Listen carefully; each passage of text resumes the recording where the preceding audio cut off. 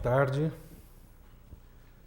O tema desta mesa, tradução como crítica, contará com a participação de Paulo Henriques Brito, Márcio Seligman e Bertold Zille, alemão Bertold Zille. Eu diria muito rapidamente sobre esse tema que tradução é leitura, interpretação e, a cada momento, escolha. Todos estes aspectos envolvem necessariamente a visão crítica. Jamais poderia existir o tradutor neutro, ou que seria um simples meio de passagem de uma obra de uma língua a outra. Ao reescrever ou recriar um texto, o tradutor o converte no resultado de suas escolhas e, portanto, de sua visão crítica. E é esse fruto que exercerá um papel literário, linguístico e cultural no contexto em que se insere. É pertinente e relevante discutir sobre o papel crítico da tradução em nosso ambiente, que, como me observou Zille, tem dado particular relevância ao aspecto interpretativo da tarefa do tradutor. Após contribuições importantes que nossa produção ensaística tem dado à teoria da tradução em âmbito internacional. Para citar apenas um poeta tradutor brasileiro dedicado ao assunto, gostaria de mencionar o artigo da Tradução como Criação e como Crítica, de Haroldo de Campos, de 1962, a que o tema desta mesa poderia aludir.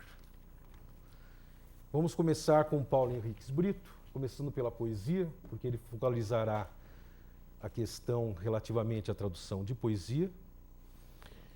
Sobre ele, eu diria que ele é formado em português e inglês pela PUC do Rio, onde obteve seu título de mestre em língua portuguesa, e atua como professor nas áreas de tradução, criação literária e literatura brasileira, também na PUC Rio, que lhe concedeu o título de notório saber. Tradutor profissional, poeta e ensaísta. Entre os autores por ele traduzidos encontram-se os ficcionistas Henry James, William Faulkner e os poetas Lord Byron, Wallace Stevens e Elizabeth Bishop. Publicou 4 livros de poesia: Liturgia da Matéria, Mínima Lírica, Trovar Claro e Macau, e um de contos, Paraísos Artificiais. Foi contemplado com diversos prêmios, entre eles o Portugal Telecom de literatura pela obra Macau, concedido em 2004, e o prêmio Paulo Roney, na categoria Tradução de Autores Estrangeiros, concedido pela Fundação Biblioteca Nacional em 1995.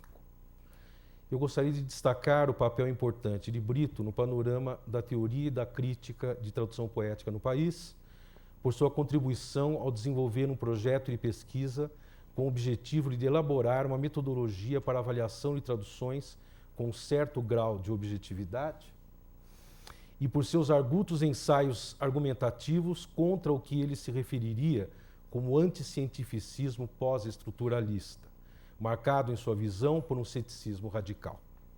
Ao combater a relativização absoluta de critérios e resultados, Brito coloca que restam valores relativos, o que não é a mesma coisa que nada. Menciona nos seus artigos Fidelidade em Tradução Poética, o caso Dunn, para uma avaliação mais objetiva das traduções de poesia, Desconstruir para quê e Tradução e Criação. Artigos que, se não me engano, dá para obter pela internet. Por favor, Paulo. Boa tarde. Queria agradecer o convite para participar dessa mesa, junto de pessoas que eu tenho a maior admiração. Eu vou falar um pouquinho sobre tradução como crítica e vou tematizar a questão da poesia. A tradução e crítica são 2 atividades que, sob mais de um aspecto, elas se assemelham, né? São 2 formas de leitura aprofundada que têm como objetivo a produção de um segundo texto que, de alguma maneira, depende do original. No caso da crítica, né, você faz uma espécie de texto analítico, avaliativo, descritivo, que eventualmente pode até conter uma paráfrase do original.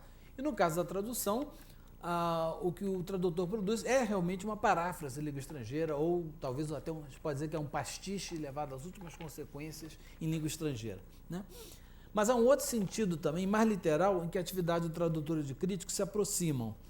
E acho que o caso em que isso fica mais claro é no caso justamente do tradutor de poesia, que é o que eu vou tematizar aqui. Quando o tradutor apresenta na cultura da língua meta um poeta que nunca foi traduzido antes para essa língua, ele normalmente faz através da preparação de uma antologia. E essa antologia quase sempre vem acompanhada de uma introdução, prefácio, pós-fácio, notas, etc. Nesses casos, né, o papel do tradutor, na verdade, é tríplice. Ele, ao mesmo tempo, é um tradutor, estritamente falando, ele é também um antologista e, criticamente, ele é um crítico, né? Eu queria, então, falar um pouquinho sobre esses 3 papéis aqui. Primeiro, o tradutor de poesia como tradutor estrito sensu, né?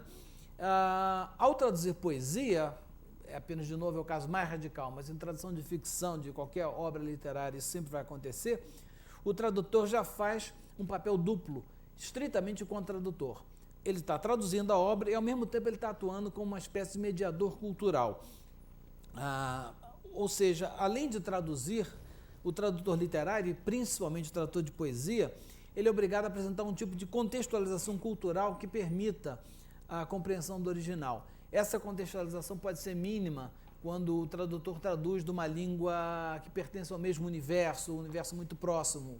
Ficamos aqui, por exemplo, no mundo ocidental, trazendo uma língua europeia para o português, né? Mas mesmo aí já vai haver um trabalho de contextualização, né?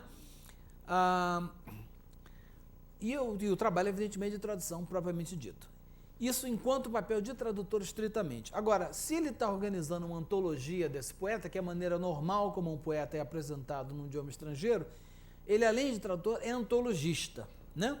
O que é o trabalho do antologista? Ele tem que fazer uma seleção e ele vai, basicamente, tem 2 critérios. Ou ele vai fazer uma seleção pelo que ele chama de critério de qualidade, que ele considera que são os melhores poemas daquele poeta, né? Ele vai ter, evidentemente, ele vai seguir o tino crítico dele, a leitura dele, eventualmente ele vai também seguir o que outros antologistas já fizeram antes para traduzir outras línguas, aqueles poemas que ele acha que são poemas que todo mundo considera importantes, ele vai também traduzir. E ele pode, principalmente quando é um poeta que tem uma carreira muito longa, dividida em fases, ele pode optar por um outro tipo de abordagem. Em vez de traduzir o que ele chamaria dos melhores poemas, ele vai tentar fazer uma antologia que seja representativa. Então, esse poeta que teve várias fases, então eu vou botar um poema, ou 2 ou 3 poemas, que represente cada fase, mesmo as fases que não forem consideradas as melhores do poeta, né? E seja como for, né, ao fazer esse tipo de seleção, ele já está, evidentemente, fazendo também um trabalho crítico, né? Mais uma vez, ele já está extrapolando um pouco do trabalho estritamente de seleção, porque para fazer seleção ele vai ter critérios, né? A menos que ele faça uma tradução da obra completa do poeta, o que não é muito comum, né? Ele vai ter que fazer uma seleção, e ao fazer essa seleção, ao optar pelo critério de qualidade ou critério de representatividade, e uma vez optando pelo critério, ao fazer as escolhas pontuais, ele vai, evidentemente, estar fazendo um trabalho de crítica, que é um trabalho de seleção, né? Agora, em terceiro lugar, né, esse tradutor, que também é antologista, ele também é crítico estrito sensu, né? E ele vai ser crítico estrito sensu no trabalho do chamado paratexto, né? Dificilmente eu vou traduzir um poeta para uma língua eu estou apresentando esse poeta para esse público, e dificilmente eu vou fazer uma tradução a seco, né? O que o tradutor vai fazer? Ele vai fazer uma introdução, ele vai eventualmente fazer notas, vai fazer um pós-fácil, e ao fazer isso, ele de novo está fazendo um trabalho crítico, né? Ao apresentar esse poeta, ele não vai apenas dar dados biográficos, o tipo de dado que hoje em dia você pega na internet direto. Ele vai querer fazer uma contextualização desse poeta, o que esse poeta representa na cultura dele, na literatura. Eventualmente, se esse poeta já teve algum impacto sobre a língua para a qual ele está sendo traduzido, né? E vai fazer uma avaliação crítica também, né? Então, esse trabalho, e quando esse poeta nunca foi traduzido antes para essa língua, esse trabalho inicial do tradutor é fundamental, porque ele acaba marcando a maneira como esse poeta vai começar a ser visto na língua meta. E muitas vezes o impacto é um impacto absurdo, né? Eu vou citar 2 casos antes de analisar o terceiro caso, que é o caso da tradução que eu fiz, né? Um caso que eu acho interessantíssimo foi estudado por uma estudiosa chamada Onédia Célia de Carvalho Barbosa. Ela tem um livrinho publicado que está esgotadíssimo, mas que quem se interessa pelo assunto vale a pena procurar nos sebos, chamado Byron no Brasil, Traduções. Eu descobri esse livro quando eu estava trazendo Byron, exatamente. E eu fiquei absolutamente fascinado pela pesquisa feita pela Onédia. Ela descobriu o seguinte: o Byron é um poeta que teve um impacto muito forte na poesia romântica brasileira, na chamada segundo romantismo brasileiro, que, na verdade, foi o segundo romantismo brasileiro, nada mais é que vários estudantes que estudavam aqui em São Paulo, estudavam na Escola de Direito de São Paulo, e fizeram um culto a Byron e começaram a se autodenominar byrônicos, né? E o mais engraçado é o seguinte, que o Byron, lido por esses poetas românticos brasileiros, é um poeta soturno, obcecado com a morte, etc. e tal. Ora, quem conhece Byron em inglês sabe que isso não tem nada a ver com Byron. Byron é um poeta do humor, é um poeta satírico, sentimental, e tem um lado também de aventuras de capa-espada, né? De onde saiu esse Byron soturno, né? E a história é a seguinte, a Nédia descobriu que o Byron tem um poema, que é um poema sem nenhuma grande importância na obra dele, que ele escreveu na juventude, quando era muito jovem, um poema que era o seguinte, ele herdou uma abadia lá, que foi confiscada da igreja quando a Inglaterra virou protestante, a família dele herdou isso, e ele um dia estava lá remexendo nessa abadia, achou um crânio, ele era bem jovem ainda, então ele pegou o crânio, mandou fazer uma taça com crânio, e fez um poema irônico, dizendo o seguinte, pois é, você de repente não tinha nada na cabeça, agora pelo menos você tem vinho na cabeça. Fazendo a cabeça, um poema de gozação, escrito com 18, 19 anos de idade. Este poema foi trazido para o francês, pessimamente, foi trazido do francês e português, pior ainda, e virou um poema soturno, trágico, morte, crânios, né?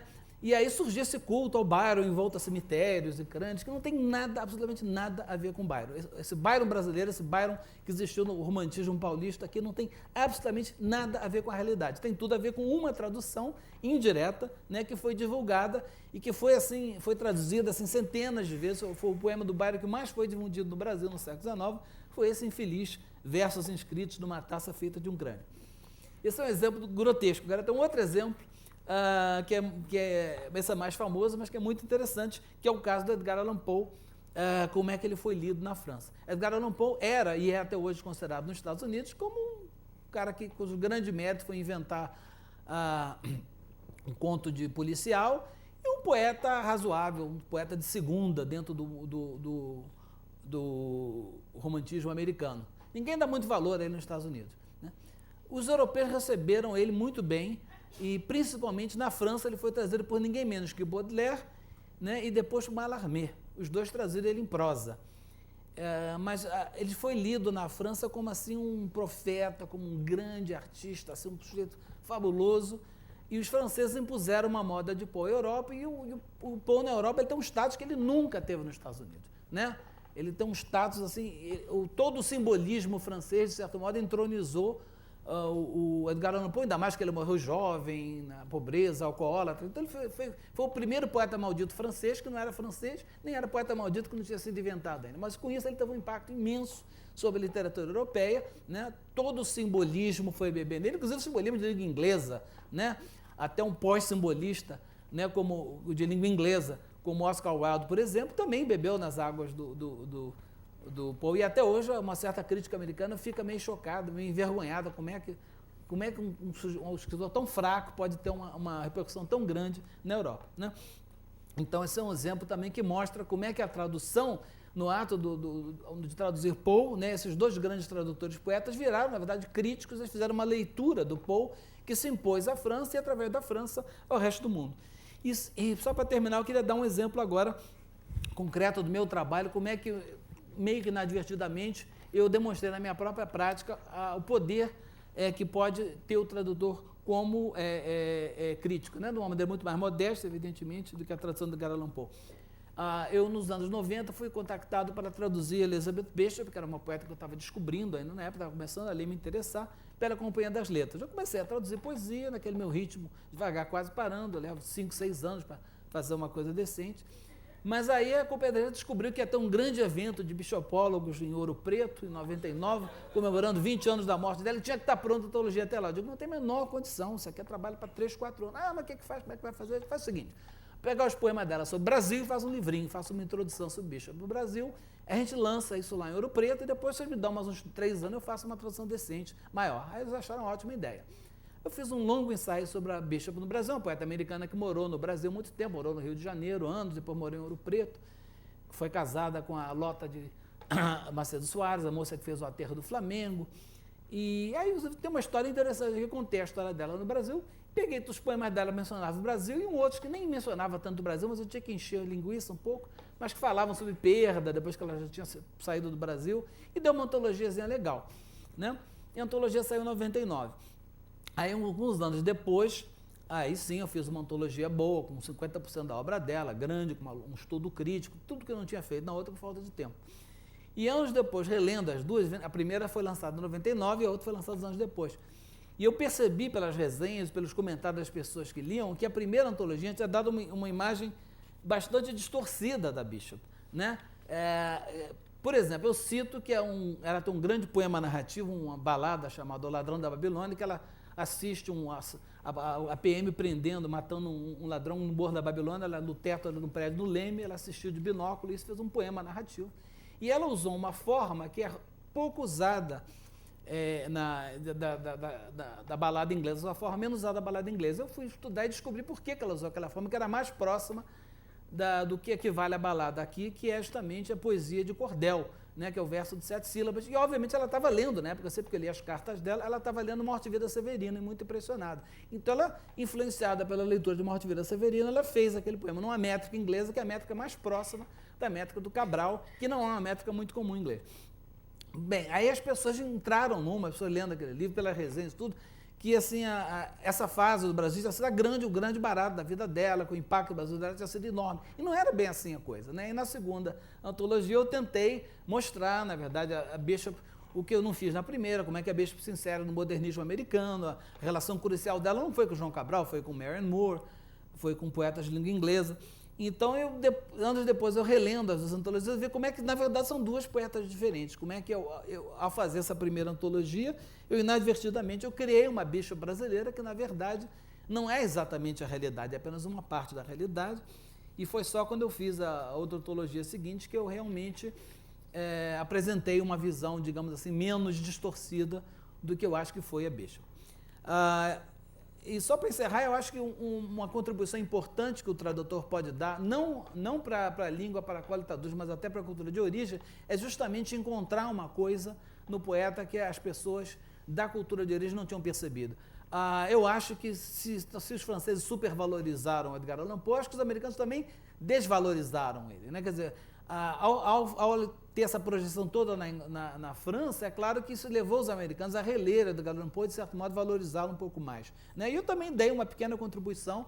Eu não tenho a menor dúvida que antes de mim nenhum americano tinha pensado por que dos 4 modelos de método de balada, por que a Bishop usou justamente o menos comum para escrever a balada dela, né? E eu acho que uma terça charada foi a influência do Cabral, né? Então precisou um brasileiro ler Elizabeth Bishop para perceber que a poesia de língua portuguesa teve uma influência, ainda que não enorme, mas uma certa influência num poema importante da carreira dela. Então, a tradução, ela, além de expandir o universo de leitores do poeta, de contribuir para a cultura para a qual você traduz, ela também dá, às vezes, uma contribuição para ampliação do significado da obra na própria cultura de origem. Muito obrigado.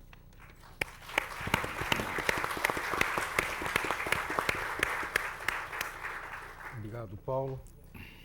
Eu não quis interrompê-lo, mas eu recebi aqui uma mensagem de que era para você falar um pouco mais devagar. Isso, aí por causa da tradução simultânea. Eu esqueci. Peço desculpa aos intérpretes, sou tradutor também.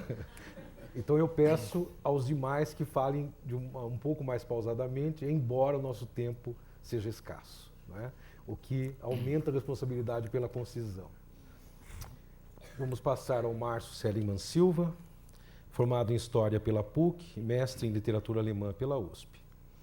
Márcio doutorou-se em Teoria Literária e Literatura Comparada na Universidade Livre de Berlim. Tem pós-doutorado pela PUC de São Paulo, tendo realizado também estágios de pós-doutorado em Yale e em Berlim. Foi professor visitante em diversas instituições do Brasil, no México e na Argentina. É professor de Teoria Literária na Unicamp e pesquisador do CNPq. Crítico literário e ensaísta, publicou obras referenciais como Walter Benjamin, Romantismo e Crítica Poética, Prêmio Mário de Andrade de Ensaio Literário da Biblioteca Nacional, em 2000, O Local da Diferença, Ensaio sobre Memória, Arte, Literatura e Tradução, e A Atualidade de Walter Benjamin e Theodor Adorno. Como tradutor, publicou, entre outras obras, Walter Benjamin, O Conceito de Crítica de Arte no Romantismo Alemão, 1993. Márcio. Muito obrigado, Marcelo. Obrigado pelo convite. É um prazer estar aqui nessa mesa, ao lado do Berto e do Paulo, dois amigos que eu admiro muito. Eu vou tentar seguir o desafio de falar mais devagar, apesar de eu ter uma tendência também ao galope paulista. Bom, a tradução como crítica, eu como mais historiador e teórico da tradução do que como tradutor propriamente dito, quando eu recebi esse convite, eu pensei em tentar formular um pouco historicamente essa questão, né, que é uma questão que eu acho que é da maior importância. Né? Primeiro, algumas coisas aqui se repetem com relação ao que o Paulo já falou, né, essa questão de que tanto tradução como a crítica são uma espécie de desdobramento das obras e que são importantes na história das obras. Né? Não são momentos essenciais, muitas obras nunca são traduzidas, nem por isso elas deixam de ser importantes. Muitas obras não recebem uma crítica de grande peso e também não por isso elas deixam de ser importantes. Mas eu acho que tradução e crítica têm essa relação forte na sobrevida das obras, aquilo que o Walter Benjamin chamava de Überleben, né? Das obras, sobrevida. Né? Elas ajudam a reformular o cânone. Né? Isso eu achei interessante também um pouco na fala do Paulo, como existe uma dinâmica. Como a gente valoriza as obras é uma coisa que ela é dada historicamente. As coisas não são simplesmente cristalizadas, né, e sem história. Né? A gente vai valorizando e reavaliando os autores ao longo da história e tanto a tradução como a crítica servem para esse processo de construção e desconstrução constante do cânone. Né? É interessante também pensar que a história da tradução, se a gente vê como que se traduz ao longo da história e como se reflete criticamente sobre a tradução, a gente também vai ver como se pensa a própria relação com a outra cultura e com as outras línguas. Né? Então, se durante muito tempo, né, quer dizer, sobretudo no período do século XVII, XVIII, até antes do Romantismo, predominou um tipo de tradução onde não se questionava tanto essa questão dos limites, né, da tradução, né, se falava daquela questão das belles infidèles, né, a partir do Romantismo entra esse debate muito intenso, né, sobre a possibilidade ou não da tradução. Aí um pouco essa questão que o Paulo entra aqui, quando ele vai defender uma possibilidade de estabelecer certos limites da tradução. Na verdade, desde o Romantismo se debate isso. Existe um limite para a tradução? A tradução é possível ou é algo impossível? Né? Antes se falava nesses termos mais no nível de uma discussão teológica, né? Com relação à escrita bíblica, sempre se pensou essa questão da intraduzibilidade por conta de ser pensada como uma escrita divina. Né? Mas no caso da literatura propriamente dito, realmente tem uma virada qualitativa nesse debate desde o Romantismo e eu acho que a gente ainda não saiu desse debate. É um debate que se retroalimenta constantemente. Né? Tem, de certa maneira, os partidários da tradução, os partidários da intraduzibilidade e eu acho que não tem solução para esse debate, mas é interessante, é um debate rico, né, que ainda está aí. Né? Por outro lado, quando a gente fala na crítica, evidentemente existe a grande era da crítica, que também é uma era aberta pelo Romantismo. Então, como a gente pensa, o conceito de crítica ele foi entronizado, né, quer dizer, o Kant ainda falava de uma crítica no sentido epistemológico, mas a partir de Hegel, de Marx, a gente vai pensar na crítica como uma reflexão sobre a relação entre o indivíduo e a sociedade, entre as sociedades e os tempos históricos distintos. Então, você vai pensar, por exemplo, na crítica hermenêutica dos textos, na filologia que vai surgir a partir também do século XIX, de uma nova consciência histórica. Né? Então, tanto a crítica como a tradução, ela sofre essa grande inflexão com o romantismo por conta dessa nova consciência, né, histórica que surge no homem moderno, né, essa consciência da diferença entre as culturas, entre as línguas, a ideia de que o nosso mundo é constituído pela linguagem, não é que a linguagem é uma etiqueta que é colada ao mundo e, portanto, a gente pode trocar essas etiquetas e ter uma tradução normal, sem problemas. Não. O mundo é constituído pela língua. Aquilo que o Humboldt vai falar, né, o Wilhelm von Humboldt, ele fala da forma interna das línguas. Então, existe algo como uma forma do mundo que é dada pela própria língua. A gente percebe, a gente entra no mundo a partir, de certa maneira, da nossa linguagem. Daí também se questionar a possibilidade de se traduzir essas formas. Né? Daí se discutir também os limites da tradução na modernidade. Por outro lado, autores como Novalis e Friedrich Schlegel, no primeiro romantismo alemão, eles vão valorizar tanto a crítica como a tradução como momentos essenciais no desdobramento da arte, né? das obras literárias. Né? Eles falam que, na verdade, toda obra ela é um projeto. A obra ela nunca é totalmente fechada. A obra ela vai se dar justamente nesse momento de execução da leitura. Né? E o crítico e o tradutor, eles são momentos essenciais nesse movimento de completamento da obra, mas que é um movimento pensado como inconcluso, é algo infinito, é algo que se dá em aberto. Eles têm uma visão prioritariamente aberta da obra, que é o contrário da tradição, da visão clássica, que vê a obra como algo estanque, fechado, que os grandes clássicos que deveriam ser imitados, serviam de modelos. Né? Agora, a ideia de que o crítico ele também é, de certa maneira, um poeta, né? Assim como o tradutor, os românticos vão pensar também o tradutor como um poeta, o tradutor como um autor que participa da construção da obra, né? O Schlegel dizia, o verdadeiro crítico é um autor elevado à segunda potência, né? Já o Novalis, quando ele discutia a tradução que August Schlegel fez do Shakespeare, né? Ele vai falar que traduzir é poetar, né? Dichten, né?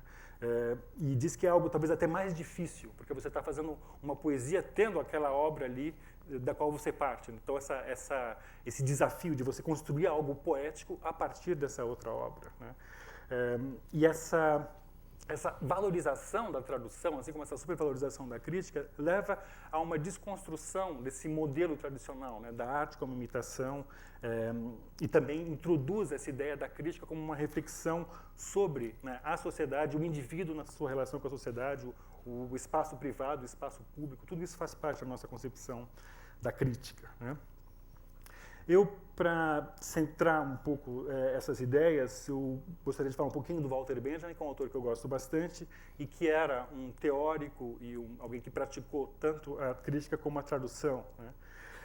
O Henri Menchonic, né, um crítico francês e tradutor e teórico da tradução, ele, num ensaio muito bonito sobre o Benjamin, ele vai perceber a presença constante na obra do Benjamin, desde o primeiro Benjamin, né, dos anos 20, tanto do gesto do comentador como do gesto da citação. O Benjamin cita muito, sempre citou muito, né? E o Menchonic fala, bom, isso tem muito a ver justamente com uma tradição, sobretudo teológica, mística, de uma relação muito próxima com o texto. Essa ideia de que o texto, para ser atualizado, ele precisa tanto da tradução, como ele precisa de ser citado, ele precisa ser atualizado, recontextualizado, né? Essa tradição mística da leitura do texto bíblico a qual o Menchonic vincula o Benjamin, né? Já, por outro lado, o Benjamin, a gente sabe, ele estava não só vinculado a essa tradição judaica, mas também ele conseguia fazer um espacate intelectual interessante na medida em que ele era amigo e admirador do Brecht, que era a pessoa mais antimística possível, né? E no texto dele sobre o Brecht, ele vai falar justamente da importância do comentário, né? E ele vai dizer que o comentário ele nasce sempre da classicidade do texto. Então, é como se o texto que vai ser comentado, ele como que exige o comentário. É um texto que ele tem um momento de maturação tal na sua história, na sua recepção, que ele vai levar ao seu comentário, né? Essa ideia, portanto, dessa abertura romântica, a qual eu mencionava ainda agora, que o Benjamin conhecia muito, porque ele era um grande também estudioso dessa tradição do primeiro romantismo de Iena, né? Já Samuel Weber, que é um importante crítico da obra do Benjamin, ele tem um ensaio muito bonito sobre a teoria da leitura no Walter Benjamin, né? Onde ele tenta pensar como que comentário, crítica e tradução se articulam no Benjamin. Eu cito uma pequena passagem do Samuel Weber. Ele fala, ler contra o sentido para que o escrito não desapareça, mas permaneça na qualidade de figura gráfica. Era essa a tarefa do Benjamin. O importante não é separar comentário, crítica e tradução, mas sim pensá-los na sua tensão recíproca, como três aspectos da leitura, né? Então, comentário, crítica e tradução, eles estão atuando o tempo todo na leitura do ponto de vista benjaminiano. A leitura no sentido da tradução seria, né, comenta Weber, né, fidelidade à letra, liberdade com relação ao sentido. A gente vê aqui que o Weber parte de uma concepção teológica da tradução como uma busca de uma literalidade, de uma busca de se tentar manter próximo da estrutura sintáxica do texto, que é algo que desconstrói a língua. Se você traduz, né, do alemão para o português, por exemplo, mantendo se colar no alemão, a sintaxe do alemão, você vai gerar um grande estranhamento em português. Mas o Weber acha que essa que seria a visão ideal da tradução para o Benjamin, né? E, de certa maneira, eu acho que se pode, de fato, sustentar isso a partir dos textos do Benjamin, né? Já a leitura no sentido do comentário significaria para o Benjamin fazer violência às palavras, extraí-las do texto. E, de fato, o Benjamin fazia isso. Esse gesto da citação e do comentário é um gesto também violento, é um gesto de arrancar do contexto e colocar um novo contexto. Porque a leitura, assim como a tradução e a crítica, o comentário, ela existe num outro contexto. Então, ela é um gesto, né, é um gesto que, de certa maneira, violenta o original, né? E a leitura no sentido da crítica, ou seja, inquirir a verdade que nenhuma resposta pode dar conta, mas que podemos apenas apresentar, pois ela mesma, ou seja, a verdade, é essa apresentação. essa ideia de que para o Benjamin existe uma busca de uma verdade que estaria por detrás de cada texto, mas que essa verdade ela nunca vai ser totalmente atingida, revelada. Ela é esse processo de apresentação dessa verdade, né? Já o próprio Benjamin escreveu num ensaio dele, que se chama, uma coletânea de fragmentos chamado Rua de Mão Única. Comentário e tradução relacionam-se com o texto, assim como estilo e mímese com a natureza. O mesmo fenômeno sob diferentes pontos de vista. Na árvore do texto sagrado, ele escreve de uma maneira poética, como ele sabia escrever muito bem. Então, na árvore do texto sagrado, eles são apenas as eternas folhas farfalhantes. Na árvore do profano, as frutas amadurecidas na hora certa, né? Então, essa ideia de que o comentário e tradução, né, eles são absolutamente constantes e presentes na história do texto religioso, né, que encerra uma verdade que nunca vai ser totalmente revelada, né, daí ele usa essa metáfora dessas folhas farfalhantes, mas já na árvore do texto profano ele fala dessa ideia dessa temporalidade do amadurecimento que levaria a essa maturação, né, que leva, né, tanto ao comentário como à tradução, né. Deixa eu ver como eu estou aqui meu tempo. O Antoine Berman, que é um grande, interessantíssimo teórico da tradução e também um grande leitor dos românticos de Jena e do Benjamin, ele tem um ensaio que se chama Crítica, Comentário e Tradução, algumas reflexões a partir de Benjamin e de Blanchot, né? Nesse ensaio, ele defende que existe, na verdade, uma contradição insuperável na obra do Benjamin, porque ele acha que o Benjamin tenta justamente conciliar, como Samuel Weber percebe, né? Mas o Berman acha que isso é uma contradição, né? O Benjamin tentar conciliar o trabalho do comentário, da crítica e da tradução, né? Porque para ele justamente a crítica tem a ver com o que o Benjamin chamava de mortificação das obras, né? Enquanto que a tradução e o comentário teria a ver com uma espécie de sobrevida apenas da obra, né? Então ele acha que é impossível você conciliar uma coisa com a outra. O Benjamin estaria ligado mais a essa concepção mística do midrashista, daquele que tenta comentar e se manter próximo do texto, assim como o trabalho do tradutor, né? Eu acho que essa visão do Berman ela é interessante, mas eu tendo a concordar mais com Samuel Weber, quando vê, na verdade, esse trabalho de vincular comentário, crítica e tradução, não como uma contradição que diminua a força da obra do Benjamin. Eu acho que, pelo contrário, eu acho que essa contradição ela dá uma força para a obra do Benjamin, porque ele vê que, na verdade, não existe essa possibilidade de proximidade total da obra. Justamente o momento da crítica é esse momento de desconstrução dessa ideia da proximidade e esse momento de reflexão política, crítica, né, no sentido também materialista dessa ideia da crítica, né, que para ele era tão importante. Portanto, acho que essa triangulação que o Benjamin fez entre comentário, crítica e tradução é algo importante, interessante, não uma espécie de um ponto fraco na obra dele, né. E, por fim, gostaria de lembrar do Haroldo de Campos, né, que o Marcelo já lembrou aqui, né, que também foi um grande leitor e comentador da própria teoria da tradução do Benjamin, né. O Haroldo, ele também era um admirador do Novalis, né, e tinha uma visão da linguagem poética como ela sendo carregada, né, dessa sua função poética e da tensão entre a função poética, né, e a própria estrutura da linguagem, né. Então, essa supervalorização da função poética da linguagem, desse momento de poeticidade, que leva a você perceber a linguagem como uma teia muito sensível, né, de um hieróglifo onde você não pode separar, né, a sonoridade do sentido, de todo o intertexto, né, que tem naquele texto, né, e leva a uma concepção justamente do limite, ou da impossibilidade da tradução, né, mas é justamente a partir desse limite, a partir dessa consciência da intraduzibilidade que o Haroldo vai praticar a tradução, né. A tradução para ele justamente é o desafio desse limite, né. Daí ele usar outros termos, né, transcriação, etc., porque para ele justamente a tradução ela é uma espécie de aporia, uma espécie de impossibilidade, mas que para ele faz parte da própria poesia, né, do próprio gesto da poesia. A tradução se transforma em poesia para o Haroldo, né, que aliás é uma ideia que também já estava no Walter Benjamin, né, quando ele falava também e nos românticos alemães, como eu falei para vocês, quando eles falavam que o tradutor também, né, é um poeta, né. Então, nesse sentido, quer dizer, ele vai não só radicalizar esse gesto do tradutor como autor, mas ele vai também levar adiante esse momento da crítica que eu estava falando para vocês. Daí, ele também tem uma relação com o Pound, né, que falava, né, a ideia do criticism by translation, né? Quer dizer, na medida em que a tradução ela também é um momento de crítica do texto, de reelaboração, no sentido da recontextualização e de uma ressignificação mesmo, num novo contexto, que permite você, eventualmente, dar um novo sentido para a obra, né? Como, inclusive, o Paulo deu aqui alguns exemplos, né?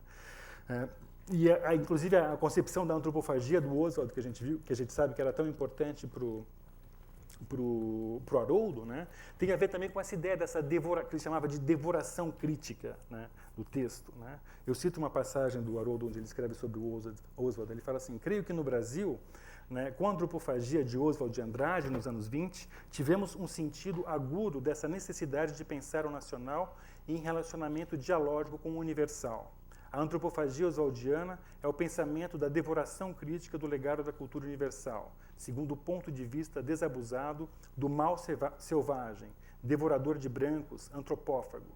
Ela não envolve uma submissão, uma catequese, mas uma transculturação, melhor ainda, uma transvaloração, uma visão crítica da história como função negativa, no sentido de Nietzsche, capaz tanto de apropriação como de expropriação, deshierarquização, desconstrução, né? Então, nesse sentido, a tradução ela está deshierarquizando, porque ela justamente está recriando o cânone, né? Ela está descontextualizando, porque ela transporta a obra de um contexto, de uma época, de uma cultura, de uma língua para outra, né? E, portanto, ela é um momento da Bildung, né, da formação, como era também tão importante para os românticos ou para um Goethe, né, da cultura, mas é um momento também.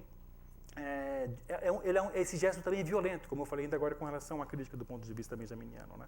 Ela é um momento de reedificação da obra, mas também de mortificação da obra. É um momento de replasmação dessa obra, né? O Goethe dizia também: a força de uma língua não está em repelir o estrangeiro, né, mas em devorá-lo, né? E a tradução e a crítica, eu acho que são órgãos também desse ato de devorar, né, para criar algo de novo, que é a cultura, né? Pensar a partir da tradução, acho que de um ponto de vista extremamente interessante, porque ele é transcultural, transnacional, justamente, e nos ensina, né, a sermos menos narcisistas com os nossos, né, enfim, panteão nacional, dos nossos autores, etc. E a gente vê justamente que a poesia é esse diálogo intercultural e entre as línguas, né? Bom, é isso. Muito obrigado pela paciência.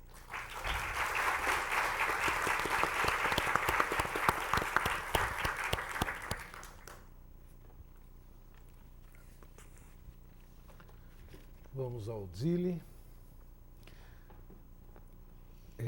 Dzili é tradutor, professor do Instituto Latino-Americano da Universidade Livre de Berlim.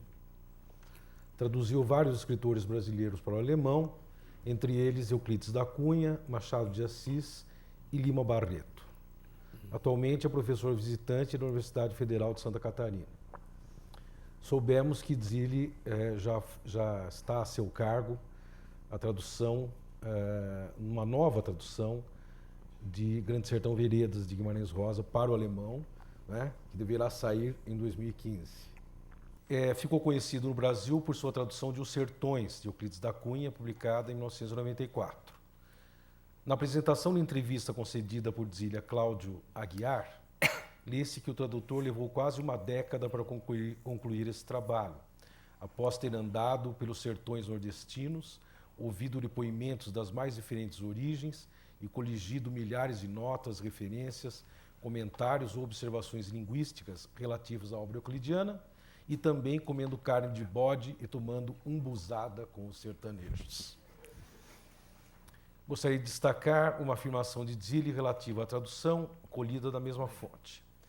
A tradução é uma espécie de continuação da análise e da crítica literária de uma maneira aplicada e, ao mesmo tempo, uma prática estética criativa. Muito obrigado pelo convite da parte de Itaú Cultural e muito obrigado pela apresentação tão simpática. E realmente você já deu a deixa, né? Quer dizer, realmente para mim essa temática é muito feliz, né? Ou seja, a relação entre crítica e tradução, porque, para mim, realmente, a tradução faz parte do meu trabalho como tradutor. E vice-versa, né? E este evento aqui, e de um modo geral, a valorização da tradução, não é por acaso que a Universidade Federal de Santa Catarina me convidou, porque lá tem um curso de pós-graduação em estudos da tradução, com nada menos de 32 professores e mais ou menos 160 mestrandos e doutorandos, né? Coisa absolutamente impensável na Alemanha, embora, bom, vocês, o Marcelo e o Paulo, vocês conhecem a Alemanha, né? E você muito bem, Marcelo, lembrou a importância da tradução para as letras alemãs, tanto para a crítica literária como para a filologia, para a fundação da Germanistik também, né? Digamos, dos estudos da língua e literatura e cultura alemã. Naquele tempo se tinha os poetas, os críticos, os filólogos, Wilhelm von Humboldt, que você citou, vários poetas, os irmãos Grimm também, né? Que eram grandes críticos literários e também filólogos, né? Eles sempre enfatizaram a importância da tradução não apenas para se conhecer literaturas estrangeiras, culturas estrangeiras, mas para a construção da própria cultura nacional, né? Eu ia citar uma bela frase do Saramago no final, mas agora eu já vou antecipá-la para complementá-la, né? Que ele dignificou o nosso trabalho dizendo que as literaturas nacionais são escritas, ou escritores, não, os escritores escrevem as respectivas literaturas nacionais, mas os tradutores é que constroem a literatura mundial, né? Um belo quiasmo, aliás, né? Isso é uma profunda verdade, e aí tem também uma relação com Goethe, que o conceito de literatura mundial, Weltliteratur, né? É de Goethe, e ele também era tradutor, né? E valorizava muito o trabalho dos tradutores, a tarefa do tradutor, né? E então se tinha uma clara noção da importância da tradução para construir também a literatura alemã. Os principais intelectuais da época, do começo, do fim do século XVIII, do começo do século XIX, tinha uma clara consciência que a Alemanha precisava, digamos, dessa transfusão de sangue cultural, inclusive também linguístico, literário, né, para se constituir uma cultura nacional alemã, inclusive para construir a língua alemã, porque às vezes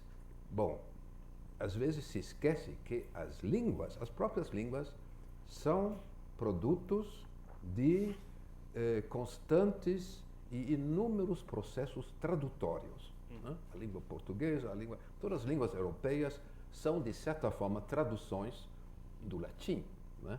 E o latim é uma tradução do grego, né? As línguas românicas, em grande parte, foram formadas pelo contato com o francês, etc., né? E aí é muito estranho que, hoje em dia, digamos, nos estudos universitários, né, de literatura na Alemanha, a tradução fica totalmente fora, a não ser na área de literatura comparada e de linguística, né? Mas assim, por exemplo, quando eu, você citou, né, Marcelo, em 94 eu publiquei a tradução dos Sertões, que foi um sucesso de crítica, mas dentro da academia, quer dizer, ficou despercebido praticamente. Quer dizer, isso não teve quase nenhuma repercussão. E quando, no final do ano, como aqui também se faz um relatório, o que os colegas, ou cada 2 anos, produziram, publicaram, né? Aí eu disse, não, eu publiquei neste ano Os Sertões em alemão. Aí no relatório surgiu não a tradução, mas os 100 páginas, as 100 páginas de comentário, né? Não só a própria tradução é um comentário, gostei muito disso, né? Mas a própria tradução também tem precisa, às vezes, de um comentário, principalmente, assim, chamados paratextos, né? Para esclarecer a contextualização, para esclarecer conhecimentos pressupostos pelo autor, né, na mente do leitor, que naturalmente o leitor estrangeiro não pode ter. Então, o meu trabalho intelectual valorizado era só o apêndice, né? As notas, as notas, o glossário, o pós-fácil, etc., né? Mas a tradução não, né?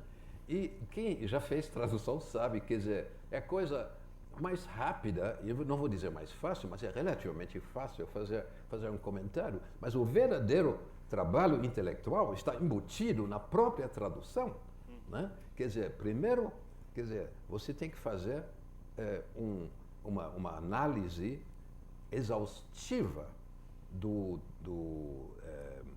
texto a ser traduzido, né? E depois você transforma os resultados dessa pesquisa em uma nova forma poética e estética, né? Mas os professores de literatura na Alemanha, quer dizer, ainda não chegaram a esse nível, né, que já os antecessores deles no século XIX e o Benjamin já tinham, né, que a tradução é interpretação e é comentário e é crítica, né? Por exemplo, no Instituto de Literatura Francesa, nos institutos de literatura inglesa, etc., tem bibliotecas, mas essas bibliotecas não têm traduções. Não tem traduções. Então, eu brigo sempre com meus colegas, por que não compramos traduções? Mas os nossos estudantes e nós mesmos, nós lemos os textos no original, não precisamos de traduções. Incrível, né? Mas, aí eu costumo dizer, olha, isso é a mesma coisa como se um jurista dissesse, não, eu estudo, eu não preciso de comentário da Constituição alemã ou brasileira, etc.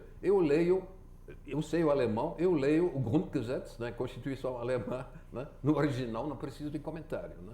É absolutamente unwissenschaftlich, é anticientífica, anti-acadêmica, mas é a prática, né? Então eu fico muito contente que aqui realmente isso seja diferente, né?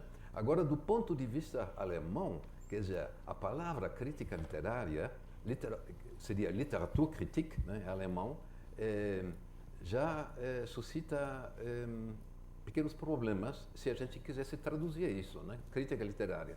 Porque na Alemanha há uma divisão, uma distinção bastante nítida, por um lado compreensível, por outro lado contraproducente, entre a crítica jornalística, crítica ensaística e crítica acadêmica, por outro lado, né?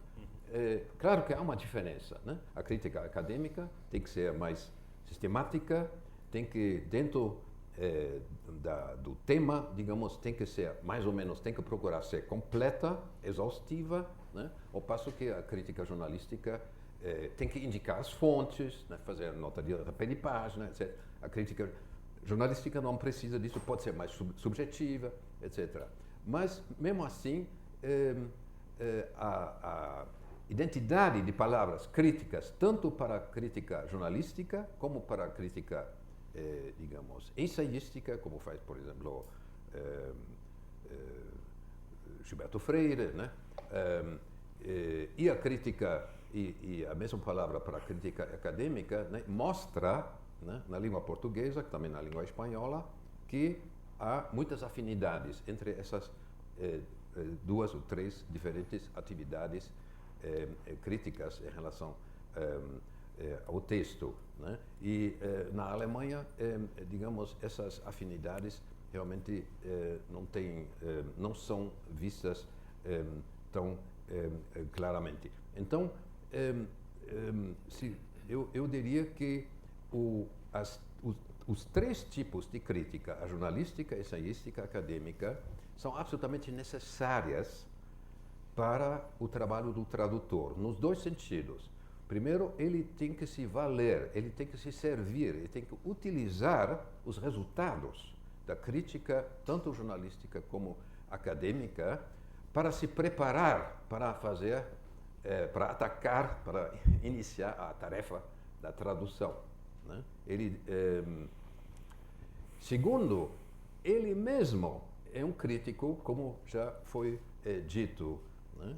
E ele é um crítico no sentido muito mais amplo do que o crítico tanto jornalístico como acadêmico. Por quê? Porque ele, inicialmente, ele tem que se ater à superfície linguística do texto, mas de uma maneira absolutamente completa, né?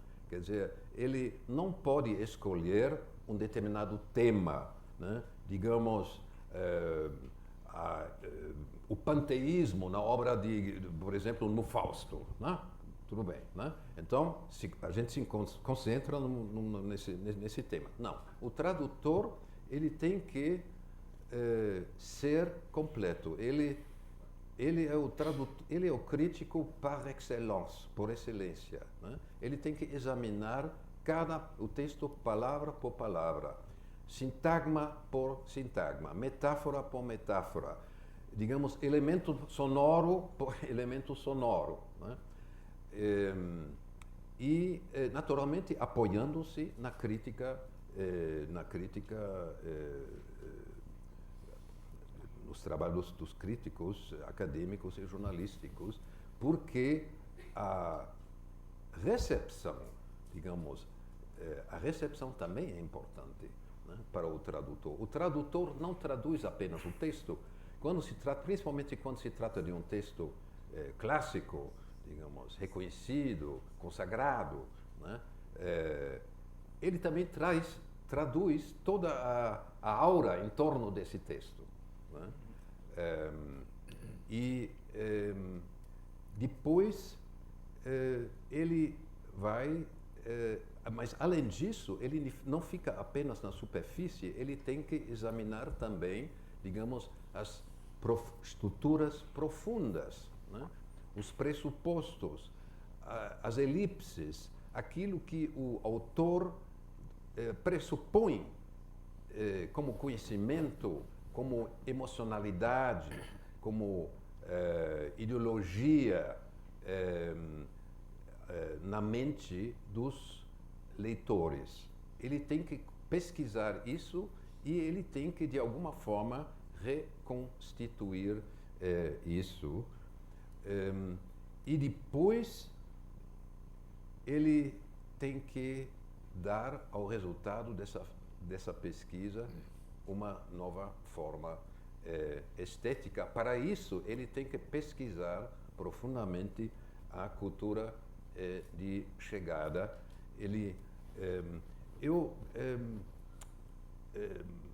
Naquela entrevista que você citou com Cláudio Aguiar, eu toquei nisso. Eu creio que, como método, ter reconhecido, tanto nos meus colegas como em mim mesmo, que a gente, tanto na parte analítica da tradução, como na parte criativa ou recreativa da tradução, a gente interpreta tanto o texto existente, o texto de partida, como o texto a ser produzido, o texto de chegada, digamos, como resultado de reflexões e decisões a partir de muitas opções, né? A cada palavra, digamos, em determinado trecho de um texto, digamos, é resultado, e cada sintagma, cada estrutura sintática, né, se o autor escolhe imperfeito, perfeito, etc., né, quer dizer, ele teria várias alternativas. Então, por que o autor escolheu justamente tal palavra, né? Quando um texto começa, não me lembro mais quem escreveu isso, talvez Euclides, Machado de Assis morria no dia 26 de setembro, etc., se não me engano, né? Por que morria? Por que não morreu? Né? Quer dizer, principalmente quando a escolha no nível lexical ou no sintático, digamos, não corresponde às expectativas, né? Então a gente se preocupa, por que ele, quer dizer, ele teria tais e tais e tais alternativas, assim, e recursos expressivos, escolheu justamente aquele, e por que não outro, né? Então isso é muito elucidativo, né? E na língua de chegada a mesma coisa, né? Quer dizer, eu tenho, digamos, à disposição tais e tais palavras, tais e tais sintagmas, né?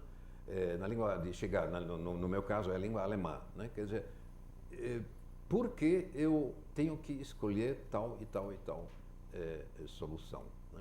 Esse trabalho, digamos, eu diria, tanto holístico, vendo o texto como um todo, como um trabalho também minucioso, fixado quase obsessivamente nos detalhes, né, é capaz de revelar traços nos textos de chegada que talvez muitos críticos e muitos leitores não descobrem, né? Por isso que até para alguém que sabe a língua do original, é interessante ler traduções. Eu adoro ler traduções de literatura brasileira em alemão, quer dizer, eu poderia ler o original, mas eu leio e em outras línguas. Você citou, quer dizer, meu projeto, meu megalômano, né, de traduzir, de retraduzir. Aliás, seria interessante tema também, por que é necessário, de vez em quando, retraduzir uma obra, né? Não apenas por causa dos erros, etc., das primeiras traduções, né? Então, o meu trabalho no Grande Sertão consiste basicamente em estudar a literatura crítica sobre os sertões, o Antônio Cândido, o Alvon Nice, etc., e muitos outros, né? Mas também eu estudo minuciosamente as traduções existentes, né? Porque todas elas, eu tenho 7 atualmente, né? 7 traduções para o inglês, italiano, 2 para o espanhol, holandês, etc., etc. E o alemão, né? Tem uma tradução alemã, né? Todas são comentários, todas revelam traços importantes do texto e todas revelam traços que, para a crítica, digamos, porque a crítica não pode estudar cada palavra de um texto, mas o tradutor tem que estudar, né? Que não aparecem, traços importantes que não aparecem na crítica, né? Alguns exemplos, talvez,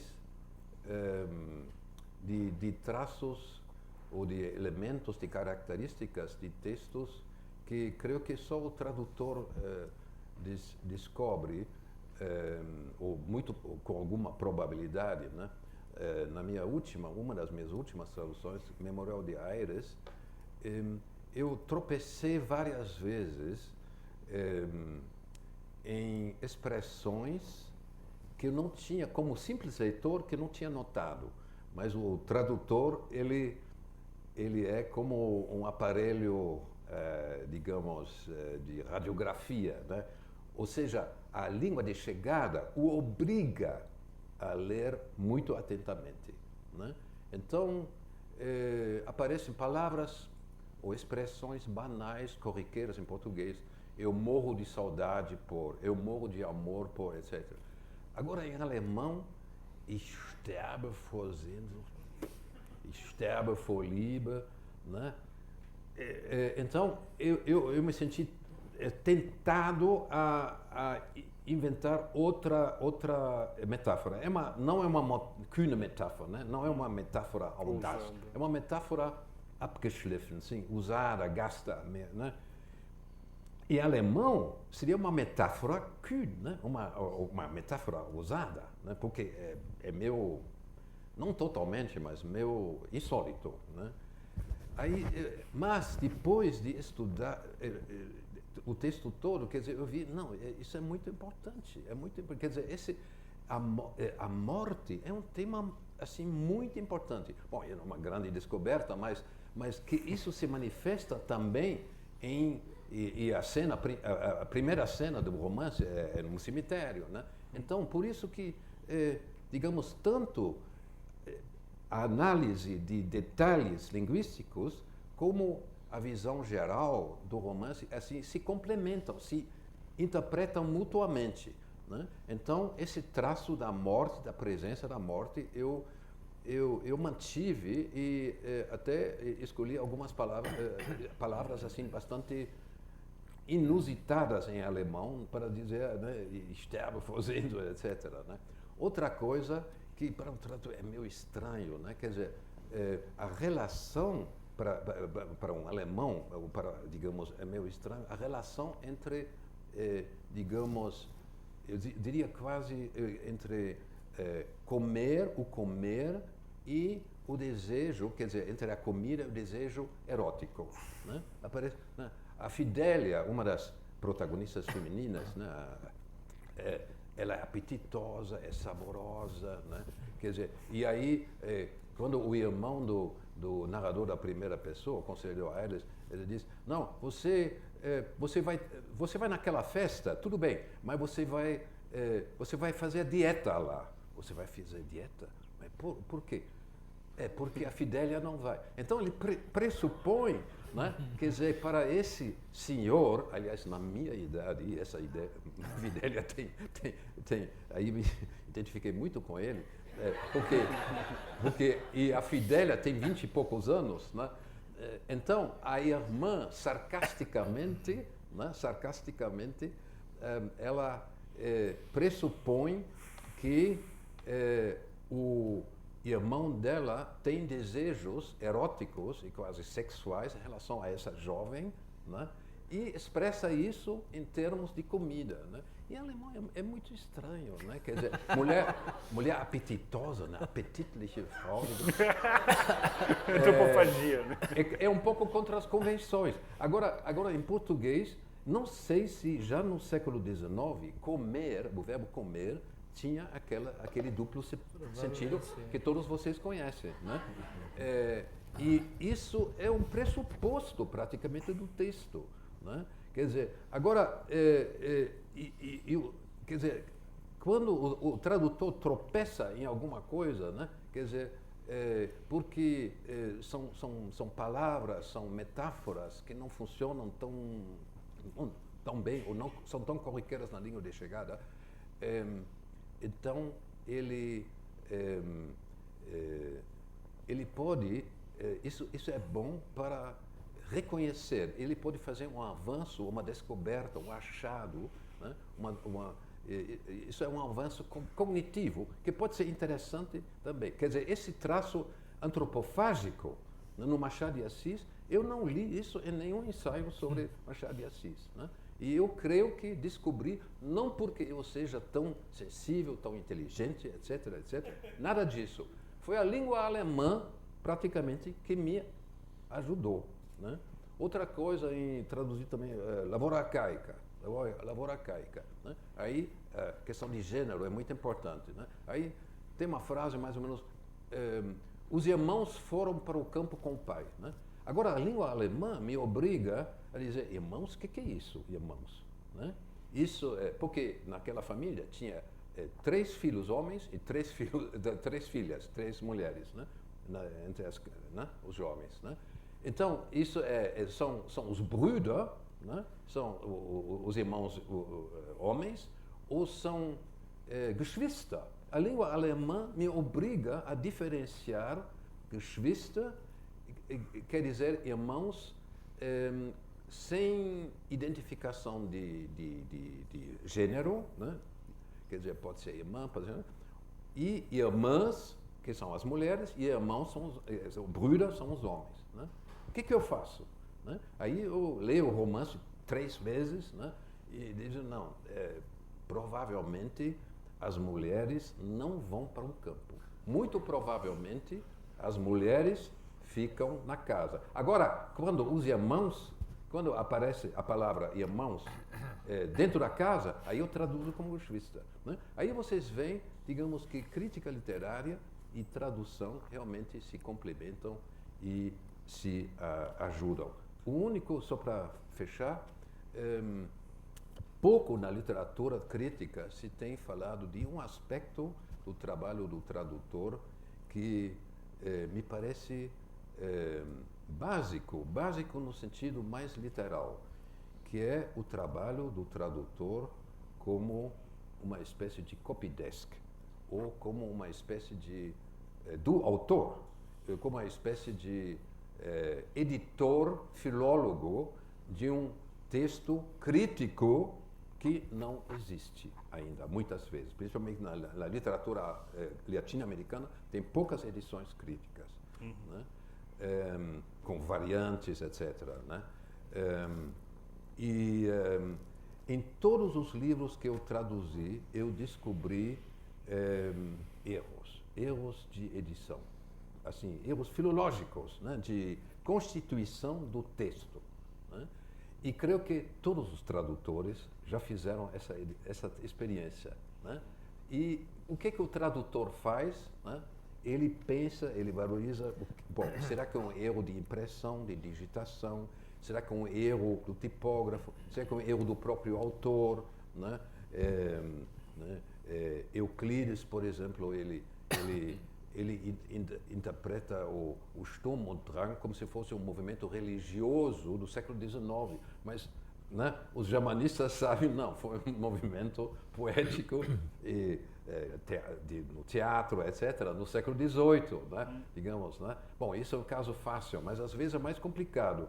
Por exemplo, excepcionalmente, de Memória de Aires, tem uma edição crítica, né? E tem muitas outras edições, e todas bastante boas, mas é incrível as diferenças. Né? Em vez de mana ou mama, né? Mana e mama. Né? Quer dizer, ironicamente, ambas as palavras funcionam nesse trecho. Né? Mana quer dizer no sentido de irmã, né? Quer dizer, mas aí eu optei por mama porque se trata de uma criança que mama realmente, né? Aí não, e a mana não dá leite, realmente é a mãe que dá, né? Quer dizer, é mamar. Né? Bom, mas tem um outro trecho que, quer dizer, eu como tradutor e que está por dentro do texto, que está quase por dentro da alma do tradutor, quer dizer, quando eu digo eu devia dizer nós, quer dizer, porque isso vale para todos os tradutores, né? Quer dizer, eu disse, não, ça cloche, como você diz em francês, né? Alguma coisa não funciona. Né? Tem um trecho, eu acho que na página 90 e tanto na edição que eu tenho, aí se diz, se Tristão, tem uma conversa, uma atmosfera, um ambiente constrangido, porque o velho casal que adotou 2 jovens praticamente, filhos postiços, como se diz, né? Eles ameaçam emigrar para Portugal, né? E todo mundo está triste, né? Aí o narrador da primeira pessoa diz, não, se Tristão cantasse alguma coisa, então a atmosfera ficaria mais descontraída, alguma coisa assim. Ele disse, mas esse Tristão nunca cantou. Eu disse, graças a Deus, hoje tem edições digitalizadas. Para você dar comando de busca, isso é uma grande ajuda para o tradutor. E quando não tem, eu insisto, como eu insisti agora com Grande Sertão Veredas, junto à editora, por favor, me manda uma edição digitalizada. Né? Para eu reconhecer as chamadas exotopias, né? Palavras idênticas que aparecem em lugares estratégicos, né? Bom, então, não, cantar não dá sentido. E todas as edições dizem cantar. Aí eu fui na Academia Brasileira de Letras e pedi, tem um senhor, um bibliotecário muito competente, muito simpático, o senhor Luiz, né? Creio que vocês. Ele disse, por favor, senhor Luiz, eu quero ver os manuscritos do Machado de Assis. E nós procuramos esse tal trecho, né? Era contar. E graças a Deus, a minha tradução já tinha sido publicada, eu tinha traduzido contar. Então, eu fiz virtualmente, nesse trecho, eu corrigi a edição, as edições existentes, né? E traduzi um texto que nesse trecho não existia aparentemente, mas que foi um resultado de conjectura do tradutor, né? Mas que corresponde ao original, né? Muito obrigado.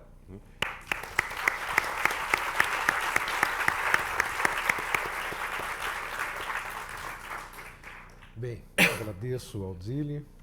Deixei-o estender-se mais porque ouviria falar, né, muito tempo mais, assim como aos outros. Mas nosso tempo é breve. Enquanto eu escolho aqui algumas das questões, eu gostaria de fazer uma questão aos três, né? Foi citado o Haroldo, né? E o Haroldo, num texto dele chamado Transluciferação Mefistofáustica, né? Cujo título assusta, enfatiza esse aspecto rebelionário da atividade do tradutor, ou da tarefa do tradutor, não é? Uma atividade luciferina, exatamente vendo como uma mensagem em que há esse aspecto da necessidade de ousadia ou de uma espécie de híbris, em que, diante da impossibilidade de uma tradução direta de um poema ou de um texto em prosa aqui, que se equivale à poesia em complexidade estética, como diz o Haroldo, né? Há inevitavelmente a necessidade de uma recriação, né?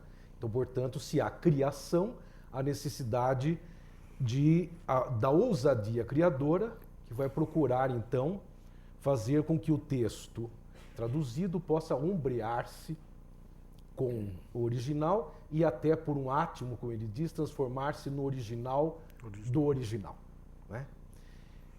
Então, assim, eu queria... o Haroldo diz que o aspecto semântico, até valendo-se de Walter Benjamin, que ele considera a metafísica da tradução e associa com a física da tradução, que se adviria de Roman Jakobson, né? Aproxima os dois, faz um grande exercício interpretativo e de leitura de Benjamin, que operacionaliza, né? Mas ele menciona o plano semântico como uma espécie de baliza demarcatória dentro do qual você age, procurando, então, recriar o aspecto estético, né, sem ter necessariamente de ater-se à fidelidade, à suposta, né, fidelidade rigorosa ao plano semântico, que Benjamin veria como uma fidelidade inessencial, não é? Então eu pergunto a vocês, assim, se puderem me responder em 2, 3 minutos, não é? Até que ponto se pode ou se deve respeitar o plano semântico quando você traduz, não é? Qual é o nível de liberdade que você se dá em relação a este aspecto, privilegiar o estético e o semântico? Ligado a isso está uma possibilidade de distinção entre os limites, não é? Entre a criação e a tradução. Até que ponto é tradução, até que ponto é criação. O Paulo tem um artigo sobre isso, não é? E até que ponto esta atividade rebelionária envolve a ampliação dos limites da sua língua, pensando na tradução romântica, né? Teórica, Schleiermacher. Existe aquele sentido de você levar o leitor à língua de partida ou trazer, domesticar original para nosso contexto. Até que ponto este aspecto, então, rebelionário, envolve também ampliar a nossa língua, assimilando estranhezas sintáticas ou semânticas da língua de chegada, de partida. Tá bem? É isso. Lanço aí como por uma resposta rápida. Paulo. Então, bem rápido. Eu acho que não dá para opor o semântico ao estético. Acho que cada caso é um caso. Eu costumo dizer aos meus alunos que a prática dos irmãos Campos é melhor que a teoria deles. Quer dizer, na prática eles têm um respeito absurdo pelo nível semântico, sintático, fonológico, todos, que é como a tradução deve ser mesmo, né? É um pouco de gênero, dizer, não, eu só ligo para as formas, o semântico não tem importância, é gênero, né? Você pega uma tradução deles, eu não posso falar pelas todas as do Haroldo, porque o Haroldo traduz de línguas que eu não ouso, mas do Augusto de Campos, que traduz do inglês, traduz do francês, ele mantém um nível de fidelidade, a palavra é essa mesmo, ao texto, em todos os níveis. E que eu acho que faz parte do conhecimento do tradutor saber que num determinado ponto, numa determinada obra, num determinado autor, o aspecto semântico ali tem que predominar, numa outra vai ser o fonológico, numa outra vai ser o sintático, e às vezes são os três, né? E você tem que ser fiel aos três. Eu acho que o importante é você ter um mínimo de jogo de corpo, de saber quando é que a poesia, o texto, o literário faz uma coisa ou outra. Há momentos em Cruz de Souza, um poeta como Cruz de Souza, por exemplo, que ele é pura música, o lado semântico não tem a menor importância. E há momentos, sei lá, em Dante, em que ele está discutindo uma questão teológica, eu não posso chutar o aspecto semântico ali, que aquele é importantíssimo, né? Então, faz parte do trabalho do tradutor saber quando é que ele vai valorizar mais um ou outro, quando é que ele pode sacrificar um em nome do outro e quando é que não pode sacrificar nenhum dos três, como aliás é o caso em Dante, na maioria dos casos. E aí sacrificar-se mais. Exatamente. Muito bem. Eu diria o Guilherme de Almeida, que é um grande tradutor e o primeiro a usar o termo recriação, né? Uhum. Quando ele, nas notas, a tradução de Baudelaire, que são preciosas como um aparato teórico na tradução, quando ele diz assim, aqui afastei-me da letra porque o que impera, o mais importante aqui é a reprodução da melodia ou do ritmo. Nas notas dele do Baudelaire, ele é muito cuidadoso, então, justamente em pesar o que está... Essa escolha constante entre o que vai se privilegiar, não é? Muito bem. Bom, rapidamente aqui tentando fazer também um exercício de concisão. Bom, esse é o grande tema, na verdade, como eu estava falando, né, ainda agora. Pelo menos desde o romantismo, essa discussão da tradução, esse tema da fidelidade passa muito por essa questão. O Hölderlin, né, como o Haroldo também reconhecia, né, foi esse primeiro tradutor na modernidade que lança de uma maneira radical essa estética do privilégio da sintaxe, né, e de abrir mão da semântica. Né, nesse ensaio do Haroldo, acho que começo dos anos 60, 62, né, sobre a letra vermelha do Hölderlin, onde o Hölderlin ele traduz, né, uma frase do Sófocles, né, a palavra vermelha de Hölderlin. A palavra vermelha de Hölderlin, né, onde a Ismene, né, fala para Antígona, você parece encarnar o turvar de vermelho uma palavra. Sua fala se turva de vermelho. Sua fala se turva de vermelho. Muito obrigado, Marcelo. E essa frase que foi traduzida assim, né, só que evidentemente em alemão pelo Hölderlin, na verdade a metáfora alemã significava algo como eu sinto uma preocupação nas tuas palavras, as tuas palavras estão pesadas, né? Só que na expressão metafórica grega se usa o termo vermelho, né, para falar que as palavras estão se turvando de vermelho. E o Hölderlin utilizou a metáfora, ele trouxe essa metáfora, né, pro alemão e estranhou o alemão. E fez isso ao longo de todas as traduções dele desse período, né? Então, muitas pessoas falavam que a tradução dele era a tradução de um louco. Não, o Hölderlin está louco, de fato, ele ficou 30 anos preso numa torre, né? A famosa torre, né? E, então, falavam que aquilo já fazia parte da loucura dele, né? E já o Benjamin, nesse famoso ensaio sobre a tradução, ele vai tentar recuperar, né, esse gesto hölderliniano, né? Recuperar essa monstruosidade da tradução, por assim dizer, né? E mostrar como por detrás dela justamente tem um gesto realmente de uma reflexão sobre a tradução e sobre essa importância dessa tradução sintáxica, né? Para o Benjamin, a valorização da sintaxe, ele fala que é a arcada entre as línguas, que permite que você veja a diferença das línguas. E já, se você se cola na semântica, você cria um muro entre as línguas. Você faz de conta que as línguas são todas iguais e você não deixa uma língua ver a outra. Eu acho essa metáfora muito interessante, né? Então, essa ideia de fazer uma tradução, vamos dizer assim, usar uma metáfora mais sexuada, porque é interessante, na história da tradução se usa muito a metáfora sexualizada para a tradução. Fazer uma tradução de mini-saia. Ulisses, né? Ulisses. Ou então, Bela Fidel, enfim, tem uma série de metáforas, né, na tradução. Nesse sentido. Então, acho que uma tradução de mini-saias é interessante, quer dizer, que permite você visualizar, né, essas coisas todas, que normalmente você tende a esconder nessa tradução muito comportada, muito semantizada, né?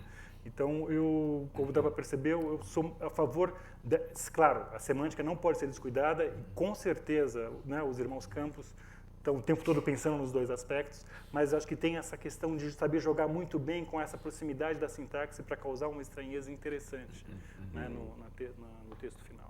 É preciso, digamos, dar conta de várias tarefas dentro da tarefa do tradutor, né? Quer dizer, criar, digamos, semelhanças e, principalmente, provocar efeitos semelhantes no tradutor, né?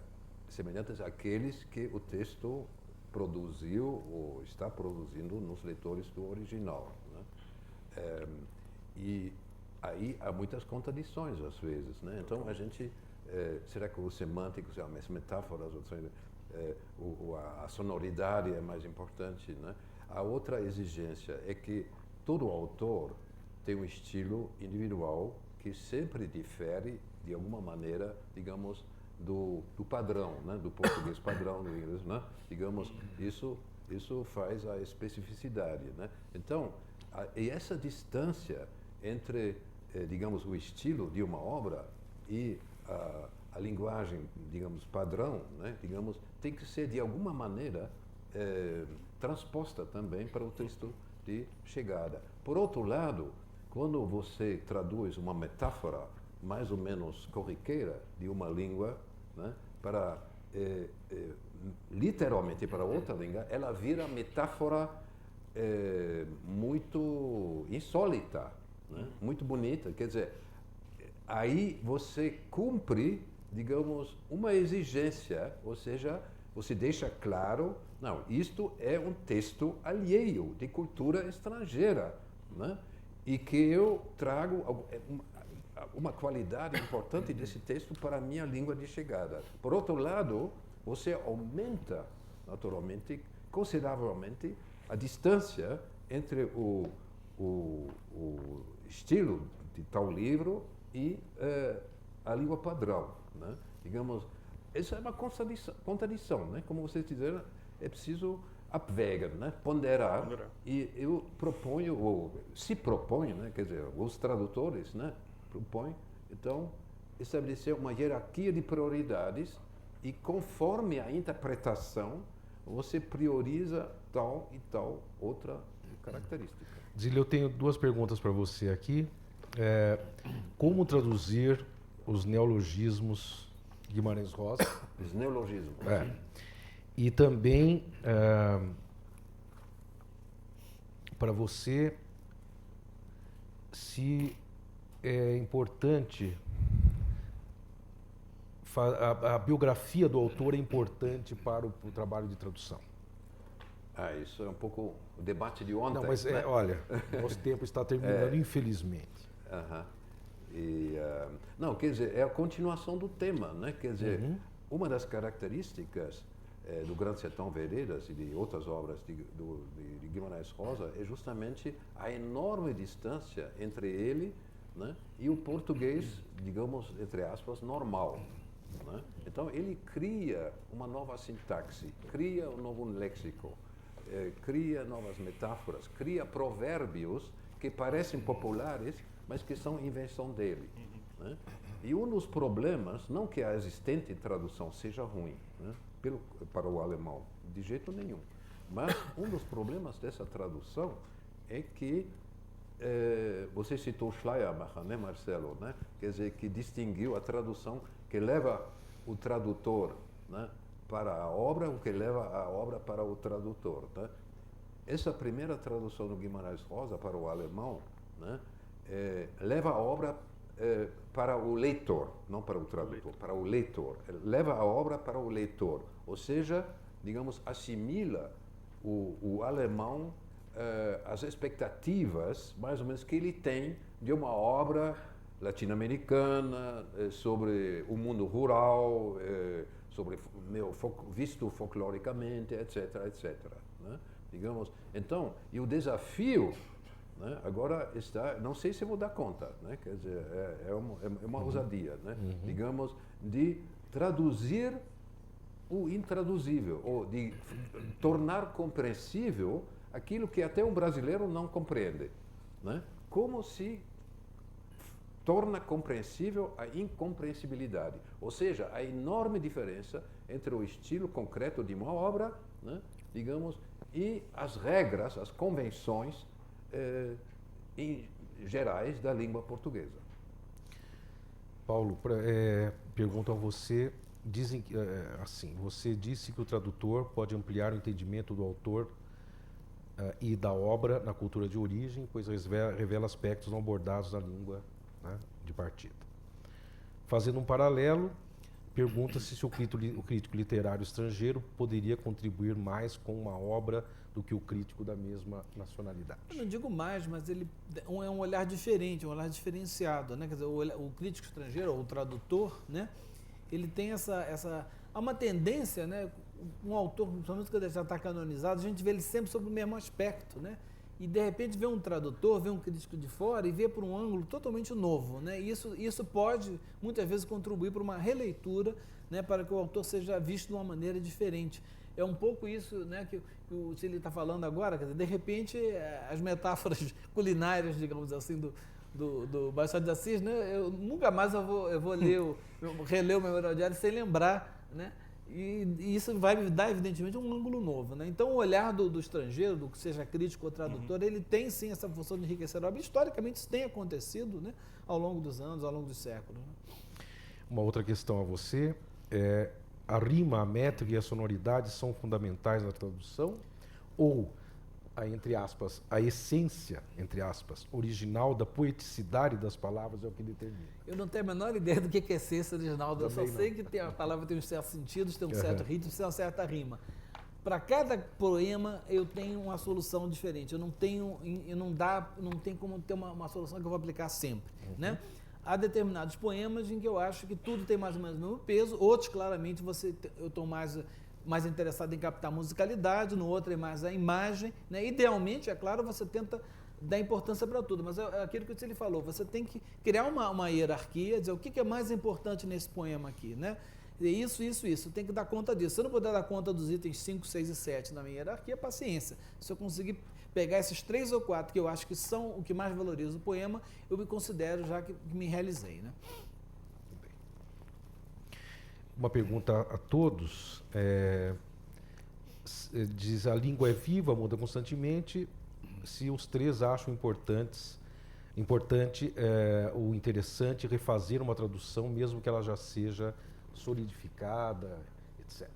Né? O Zílio já até tocou nisso. Nós temos um exemplo aqui no Brasil de uma terceira tradução de Ulisses Joyce, que está para sair, né? Está para sair, eu que fiz a revisão. Beleza. Ah, você faz? Eu fiz a revisão, a tradução foi feita pelo Caetano Galindo, lá de Curitiba. Lá na Casa Guilherme de Almeida nós temos um grupo exatamente faz uma análise comparativa, uma leitura comparativa de traduções de Joyce, e dá para ver como cada tradução, em cada tradução Joyce, o Ulisses é um, né? Então, esse aspecto, como vocês, aproveitando a questão, como vocês veem a retradução de uma obra, ainda que já haja uma tradução consagrada, né? Bom, eu já disse que nós dissemos que tradução é crítica, tradução é interpretação. As obras originais, até as obras originais, mudam com o tempo, né? Tem um famoso conto, Pierre Menard, autor del Quixote, né? Que mostra maravilhosamente e magistralmente que até o texto original não persiste sem transformações e totalmente idêntico através dos séculos, né? E isso vale muito mais para as interpretações, né? Então, cada época e também, talvez, cada faixa etária, né? E cada corrente intelectual tem o direito a novas interpretações e traduções. Há uma editora entre os assistentes que diz que a missão dela atual é elevar o nível de qualidade das traduções publicadas. E ela pergunta como o editor pode avaliar a qualidade de uma tradução. Bom, essa pergunta é meio quase impossível, que nem essa coisa da valorização, o que é um bom poeta, né? Como professor de literatura eu recebo muito texto em prosa, poesia, as pessoas querem saber, eu estou indo no caminho certo, não sei o que lá. Falei, olha, escreva mais, vá em frente, né? Porque é tal história, é difícil você ter esse tipo de avaliação, né? Agora, com relação à tradução, quer dizer, eu acho que se for de uma língua que eu domine mais ou menos, né?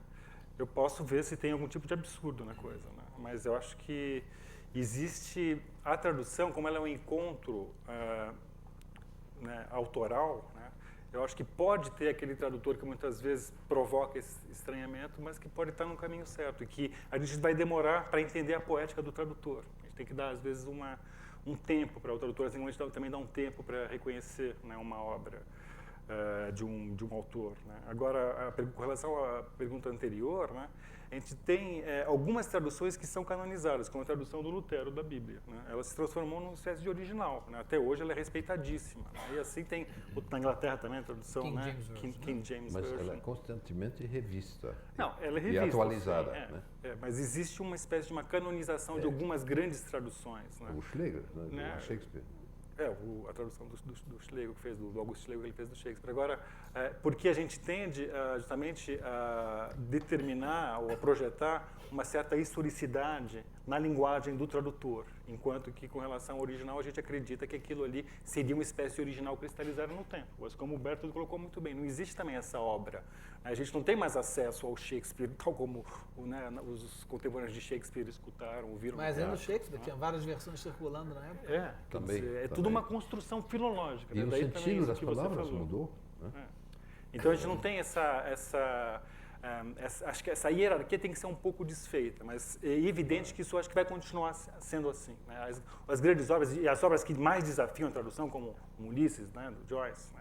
Aliás, um exemplo interessante, né? Evidentemente, você conhece as traduções alemãs também, né? Para ver como se foi resolvido, né? Essas questões também dos neologismos joycianos no alemão. Né? Então a gente tem essas obras que são grandes desafios e os novos tradutores também querem dar sua contribuição, participar, né, dessa construção, da recepção desses autores importantes. Né? Então vão se refazer essas traduções, isso é maravilhoso, mostra também a polifonia do original. Né?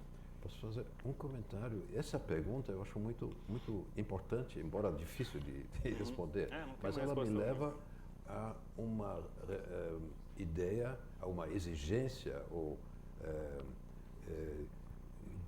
seja, em relação à crítica, é preciso fazer e institucionalizar a crítica das traduções. Exatamente. Né? É preciso que haja nos jornais, nas revistas, nos periódicos acadêmicos, né?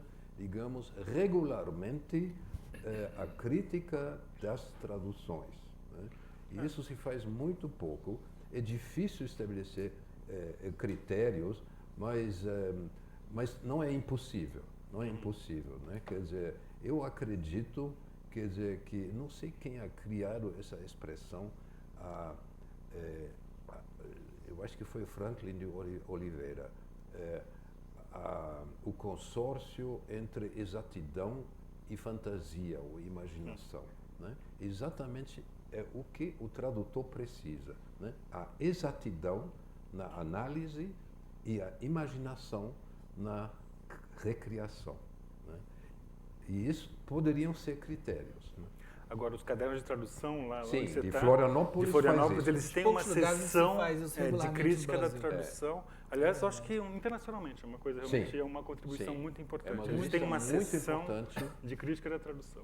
E em todos os números tem uma secção crítica de tradução.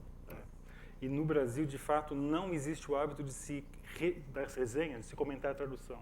A gente faz resenha de livros traduzidos quase sempre, sem mencionar que é uma verdade, tradução, é uma Às vezes loucura. não se fala Isso nada da menciona, tradução isso é verdade. e se fala do texto como se ele fosse o próprio texto.